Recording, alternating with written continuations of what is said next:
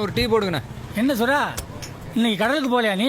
இல்லைண்ணே, ராமேஸ்வரத்துலேருந்து மீன் பிடிக்க போன எங்கள் ஆளுங்களை இலங்கை மிலிட்ரிக்காரங்க சுட்டுட்டாங்கண்ணே. அதில் ஒருத்தர் இறந்துட்டார். அதனால் தமிழ்நாடு பூராவே எங்கள் ஆளுங்க யாரும் கடலுக்கு போகல. ஸ்ட்ரைக்கு. நீங்களும் ஸ்ட்ரைக் பண்ணிட்டு தான் இருக்கிறீங்க, அவங்களும் சுட்டுக்கிட்டு தான் இருக்கிறாங்க. என்னமோ போப்பா. டீனே, உலகத்தில் எந்த மூலையில் யாருக்கு என்ன கஷ்டனாலும் அவங்களுக்காக முதல்ல கண்ணீர் வடிக்கிறவன் தமிழன். இன்னைக்கு அவன் கண்ணீரை துடைக்க ஒரு நாதியும் இல்லை. இதெல்லாம் எப்போதான் முடியும்? ஒரு நாள் விடியும், நம்பிக்கை இருக்கு.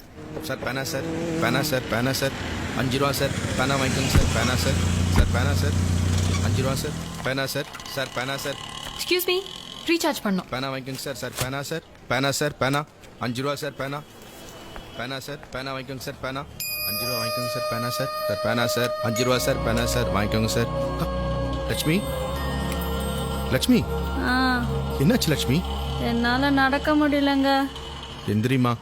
என்னால முடியலங்க, பசி மயக்கமா இருக்கு. அண்ணா 2 டீண்ணே. சாப்பிட்டு 2 நாள் ஆகுதுலங்க. நான் என்னம்மா பண்றது? 2 நாளா ஒரு பேனா கூட விற்கல, கையிலையும் 10 காசு இல்லை. ஒரு பேனா வித்தாலாவது உனக்கு ஒரு டீயாவது வாங்கி தருவேன். சார் பேனா வாங்கிக்கோங்க சார். பேனா பேனா சார், பேனா சார், சார் பேனா வாங்கிக்கோங்க சார். டீ வேணாம். 5 ரூபா சார். பேனா சார், சார் பேனா சார், பேனா சார், சார் பேனா. அண்ணே, பேனா சார். பேனா என்னென்ன விலை? சார் ஒன்று 5 ரூபாங்க சார். ஒரு 20 பேனா கொடுங்கண்ணே. என்னங்க என்னங்க? கொஞ்சம் இருமா. சார் இந்தாங்க சார். இந்தாங்க 100 ரூபா.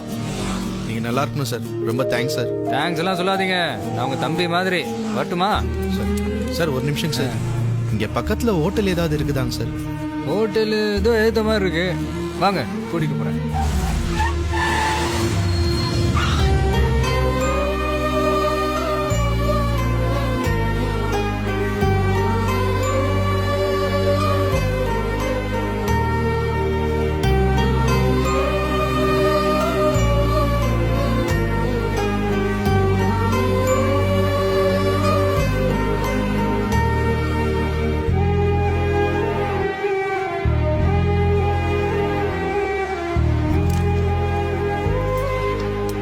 ஹாய். ஹலோ. ஹலோ, நீங்க எங்கங்க? ரமேஷ் எப்படி இருக்காரு? நல்லா இருக்காரு. ஆ, என்னங்க? ஃபோனை ரீசார்ஜ் பண்றதுக்காக காரை நிறுத்தினோம். ஆ, நீங்க அவங்க கிட்ட பென் வாங்கினது, ரோட கிராஸ் பண்ணி விட்டது எல்லாத்தையும் வேடிக்கை பார்த்துக்கிட்டு தான் இருந்தேன். எல்லாம் ஓகே, பட் பெண்ணை வாங்கிட்டு 100 ரூபாய் கொடுக்கறதுக்கு பதிலா ஃப்ரீயா கொடுத்திருந்தா அவங்க என்ன சந்தோஷப்பட்டிருப்பாங்கல்ல?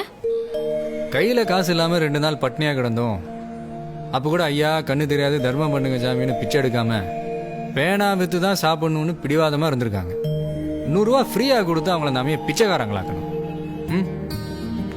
அப்புறம் நீங்க கூட இந்த மாதிரி ஆளுங்க பொருள் வித்தாங்கன்னா வாங்குங்க, அவங்களுக்கு உதவியா இருக்கும். வரட்டுங்களா?